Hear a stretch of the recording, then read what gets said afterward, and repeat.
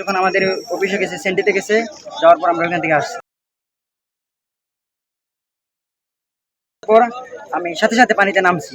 নাইমা প্রায় আধা ঘন্টা আমি পানিতে ছিলাম, খুঁজে পাইনি। তারা বলছে তো এইখানে ছিল, এইখানে এইখানে এইখানে এখানে এখানে নৌকা ছিল, নৌকার পাশেই বলছিল। তারপর আমি সাথে সাথে নামছি, নামার পর পাইনি। পানির গভীরতা হচ্ছে আমার হাইট থেকে 2 হাত উপর, 1.5 হাত বা 2 হাত। আজকে যে ডুব দিয়েছি পাথরের হাইট দেখে রাস তোলার জন্য গেছি, নিচে পাথরের পাথর, উপরে দেখে পাথরের ঢিল মারে নিচে গেছি।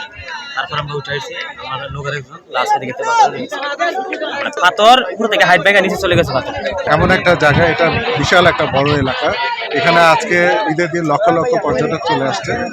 তো সকাল থেকে তেমন কোনো সমস্যা হয়নি। বেলার ঠিক 1টা থেকে 1:45টার দিকে আমাদের লোকজন সব জায়গায় আছে। 1:45টার দিকে এরকম সংবাদ আসছে যে 13-14 জনের ছেলেরা, ওরা সুবিধ বাজার থেকে আসছে ছিলেন। ওরা ঘোরাফেরা করার পর হঠাৎ করে পানিতে নেমে গেছে। পানি অবশ্যই এটা হচ্ছে বদ্ধ পানি। বদ্ধ পানির সব জায়গায় অবশ্য গভীরতা নাই, কোনো জায়গায় গভীরতা আছে, কোনো জায়গায় কম। তো তারা অ্যাট এ টাইম কিছু পড়াশোনাও করে, আবার কাজও করে এরকম।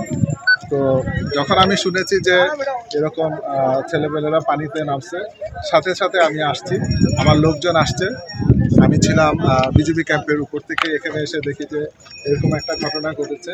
আমি সাথে সাথে ইউনো স্যারকে জানিয়েছি এবং ফায়ার ব্রিগেডকেও জানিয়েছি। এখন আমরা দেখবো আসলে ওখানে কোনো বাচ্চা পড়ে গেছে কিনা। না, এরকম এই যে ছেলেরাই বলতেছে যে আমরা 2টা বাচ্চাকে পাচ্ছি না। তো আমরা স্থানীয় লোকজনের সহায়তায় পানিতে লোক নামিয়েছি, কিন্তু তারা কোনো কিছু খুঁজে পায় নাই। আমার ফায়ার ব্রিগেডকে জানিয়েছি, এখন দেখা যাক এখানে কি হয়। আমাদের এই যে থানার যে অফিসার তারাও আছে, যারা বিট অফিসার তারাও আছে, দেখা যাক কি হয়।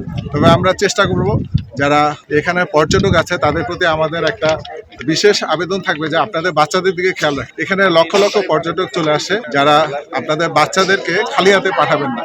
এই যে বাচ্চারা চলে আসছে, 13 বছর বয়সে এই যে ছেলেটা চলে আসছে, বা তার সাথে যারা এত ছেলে, এই ছেলেরা আসলো কিভাবে? বাবা মাদেরকে একটু সচেতন হতে হবে যে বাচ্চারা যেন বাবা মার অবাধ্য হয়ে না চলে আসে। এই বিরাট 10 কিলোমিটার এলাকার জায়গাটা আমরা চেষ্টা করছি মানুষের নিরাপত্তা দেওয়ার জন্য, কিন্তু পাশাপাশি পরিবার থেকেও আপনাদের একটু সচেতন থাকতে হবে যেন বাচ্চারা আপনাদের নিয়ন্ত্রণের বাইরে চলে না যায়।